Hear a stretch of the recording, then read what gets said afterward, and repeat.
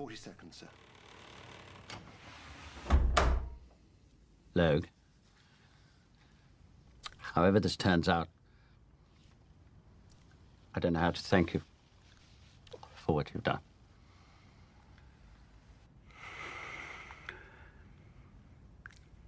Forget everything else and just say it to me.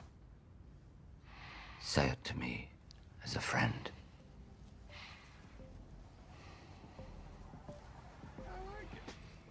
J'ai toujours aimé le montage vidéo. Dès le collège, je m'amusais à faire des films d'animation en Lego. Et au lycée, je montais des vidéos de skateboard pour alimenter ma street cred aux yeux de mes potes. Je crois que le moteur principal pour cette passion, c'est que en montage, tout est contrôlé. Je peux structurer et exprimer ma pensée comme je le veux. Je suis maître du son, de l'image, du rythme, du ton, des transitions, du fond et de la forme. Et je pouvais montrer ma vidéo quand je le voulais, quand je me sentais prêt, sans avoir la pression du direct. Mais surtout, je jouissais d'un contrôle que je n'avais pas sur le moyen de communication le plus utilisé chez les humains, la parole.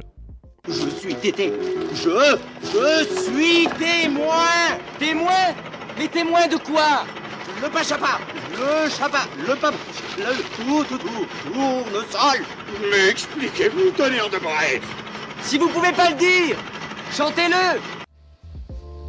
Alors, c'est quoi être bègue ? D'abord, être bègue, c'est être en telle harmonie avec le monde entier que tout le monde est capable de compléter la phrase que j'ai commencée avant même de l'avoir finie.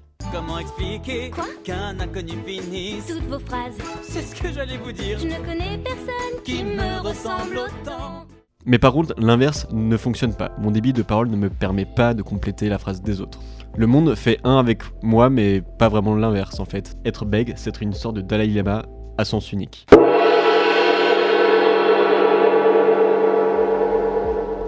Et oui, parce qu'être bègue, c'est aussi parfois ne pas commencer sa phrase du tout.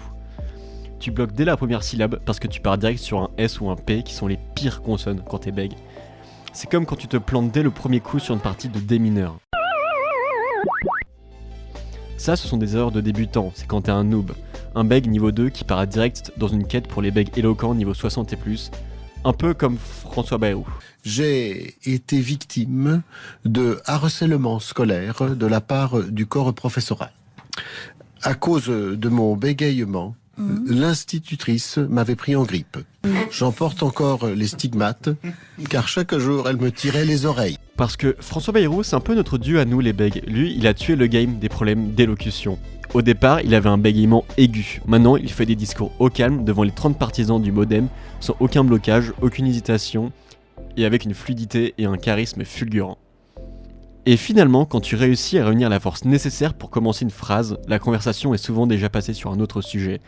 Ce qui fait que j'ai plutôt le seum, mais ce qui donne aussi la sensation étrange d'être enfermé dans sa propre tête. Voilà, c'est ça être bègue, c'est partir de force en pèlerinage dans sa propre tête, une sorte de quête spirituelle forcée. Alors du coup, une fois qu'on est coincé dans son cerveau, on y cherche des solutions. On teste des trucs assez cocasses. Je me souviens qu'au lycée, je demandais à un copain de se moquer de moi pour que mon orgueil me force à bien parler. Ce qui ne marchait absolument pas. Et on comprend vite que la meilleure façon de ne pas bégayer, c'est de ne pas avoir peur de bégayer. Ce qui fait que parfois, j'ai peur d'avoir peur de bégayer.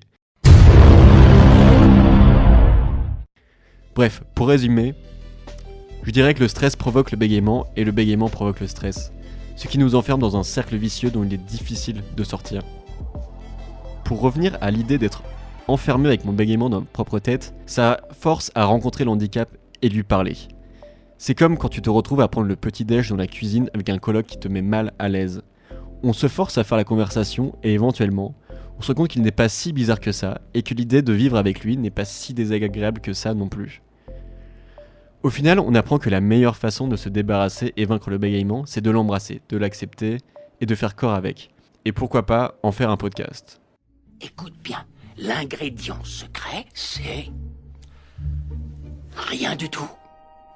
Hein? T'as bien compris? C'est rien. Il n'y a pas d'ingrédient secret. Attends une seconde. C'est juste une bonne vieille soupe aux nouilles?